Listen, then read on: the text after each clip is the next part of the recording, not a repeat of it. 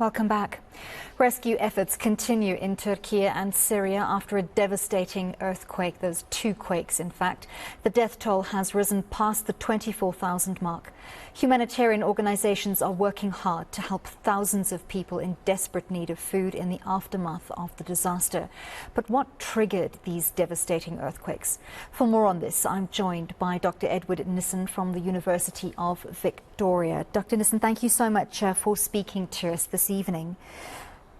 Can you tell us what scientists observed in terms of the shifts in the tectonic plates in that area prior to these earthquakes in Turkey and Syria?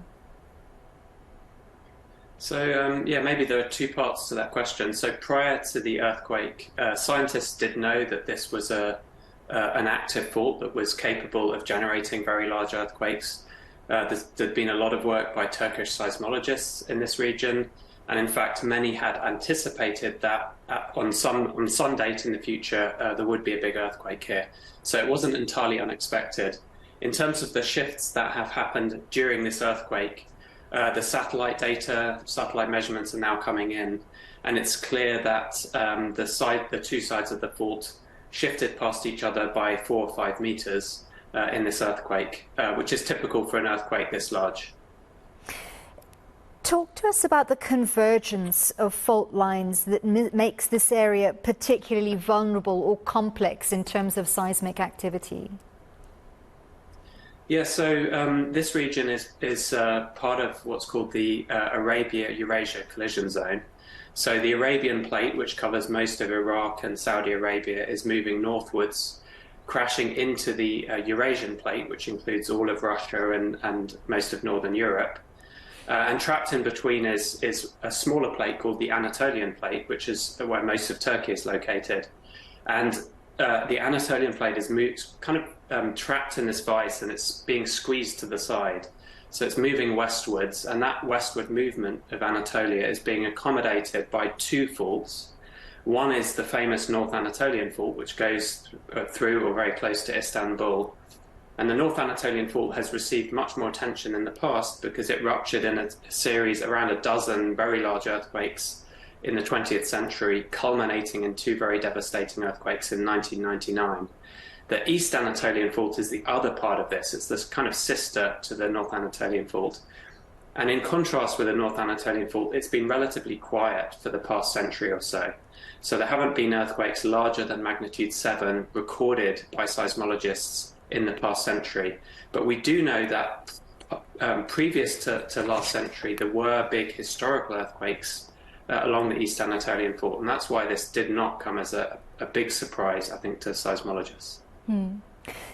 So given that seismologists had predicted that a big earthquake was likely to hit this area at some point, and that this region had been prone to earthquakes in the past, as recent as you said in 1999, a big earthquake hitting then.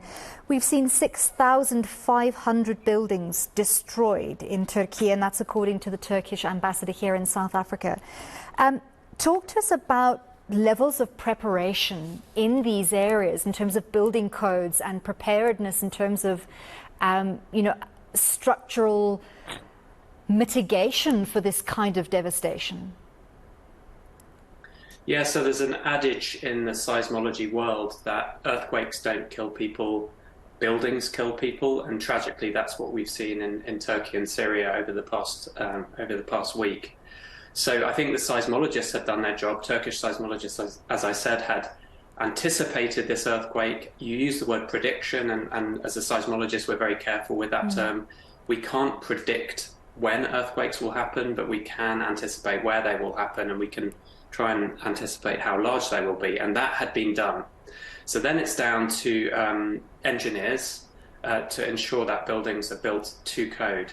And the seismic codes in Turkey, my understanding is they have been very strong for more than 20 years, even preceding those 1999 earthquakes. The seismic codes in Turkey were quite strong, and they were improved after the 1999 earthquakes. And in fact, they were improved again as recently as 2018. And the problem that we see, which is clearly visible in the imagery shown here, is that, some buildings obviously did withstand the very strong shaking as they're designed to, but others didn't. And the buildings that, pancaked, as we can see in these images, sadly were clearly not built to code.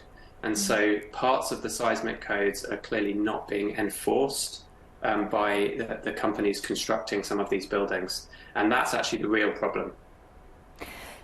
Talking about what these cities and the people of Turkey and Syria can expect in the coming weeks. Obviously, you've said it's very difficult to anticipate how things will play out. But what's the general consensus about how long aftershocks are likely to happen? And what have we been seeing in terms of aftershocks?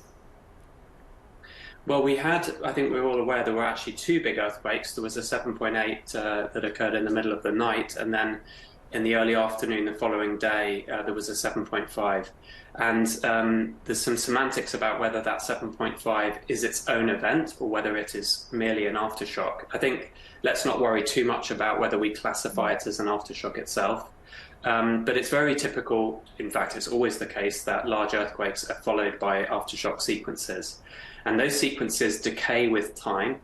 And really big earthquakes, that decay may take months or years. Smaller earthquakes, it can be over within days or even hours. So in this case, this is a very big earthquake. So I think we can expect aftershock activity over several years. But during that time, we'll see a decay in the intensity of aftershocks. So they'll become less and less frequent. And I think it's quite probable that we've seen the largest aftershock already. I would be quite surprised if there was another earthquake as big as 7.5 in this region. But we might have earthquakes that could cause further damage. So obviously many buildings are left standing, but might be compromised by the 7.8 and the 7.5. And I suppose one concern is that an aftershock of magnitude 6 or 5 could still cause a lot of damage. And I think so. It's quite sensible for people to be cautious about going back into their homes until engineers have assessed whether the home has been damaged or not. But I think there's also, I think people can take some solace from the fact that the worst of the aftershock activity is now behind us. Just looking at the long-term picture, if these tectonic plates are, as you say, moving towards each other with the area of Turkey sort of trapped in between, what are we likely to see in terms of that movement and possible earthquakes in this region over the next 5 to 10 years? Okay, so that's where it becomes tricky. So what seismologists can do is what's called long-term earthquake forecasting. So we, with enough data and enough, attention and careful measurements and models, we can anticipate the likelihood of earthquakes occurring on a given fault over a sort of 50 to 100-year timescale. So we could say, for example, where I live in British Columbia, there's something like a 1 in 6 chance of a huge earthquake, a magnitude 8 or 9 earthquake on our closest fault, which is the Cascadia subduction zone, on a 50-year timescale. So, for example, in the rest of my life, there's a sort of 1 in 6 chance of that happening. But what we cannot say is that whether that earthquake will happen tomorrow, next week, next year. It might occur, in 50 years, or 5 in 6 chance it will not occur in the next 50 years, and it might be 100 years. So that's the difference between forecasting and prediction is really crucial. We can't do predictions to a useful level. We can't say there will be an earthquake tomorrow. That could be useful, and we can't even say that there will be an earthquake in 5 or 10 years. But we can give a likelihood of that. And that likelihood can then be used in building codes to ensure that building codes are strong enough to withstand the shaking that would come with a big earthquake. But what we can't do as seismologists, and what really is the responsibility of the governments of countries like Turkey, is to ensure that those building codes are actually adhered to, and that buildings are really built up to code and up to standard. And is it possible? I know we had so many advances in terms of technical advances in building material, in terms of construction methodology and techniques. Is it possible to build large-scale suburban residences, 9 stories and higher, that are able to withstand a magnitude 7.8 quake. Absolutely, and I think the best example of that is Japan. So you probably remember that just over 10 years ago in 2011, so 12 years ago now, there was the huge earthquake and tsunami in Japan, and that was extremely devastating. But what was devastating about it was not the earthquake and the shaking, it was the tsunami wave. And 20,000 people were tragically killed in that particular event, but almost all of them were killed in the tsunami wave. And it was actually remarkable to see skyscrapers in Tokyo and cities up and down the east coast of Honshu, the main island in Japan, swaying during the earthquake, swaying to and fro. But they did not collapse. There were very, very few buildings that collapsed in that earthquake. And that shows that, with the right building codes and actually sticking to those building codes and the right, modern engineering practices, we can build buildings that withstand these giant earthquakes. And in fact, in this imagery, we see lots of buildings that are still standing. So, why did some buildings stay upright and others collapse completely? And that's entirely down to whether or not the building codes were followed. I know we're talking about a hugely devastating human tragedy in this instance. But there's also, a moment for broadening our knowledge in this instance. Where are some of the key hotspot areas that seismologists across the world would agree that are the major centers, the most dangerous places to live in terms of earthquakes? And does that change on a regular basis, or is that relatively stable throughout, years? Yeah, I think we have a good understanding of the areas of the world that are at the highest risk from earthquakes. And there are two parts to this. There's the hazard, which is the chance of a big earthquake happening. There are many fault lines that are well known that are long way away from where people live, in the middle of the oceans. Those earthquakes are unlikely to be particularly damaging. But talking about the risk element, which brings people into the equation, which are the cities that are at highest risk from earthquakes? I think it will, every seismologist will probably give a slightly different answer. Certainly out here on the west coast of North America, I would be concerned for cities like Vancouver, Victoria, where I live, Seattle, Los Angeles, the famous San Andreas fault runs close to Los Angeles, San Francisco.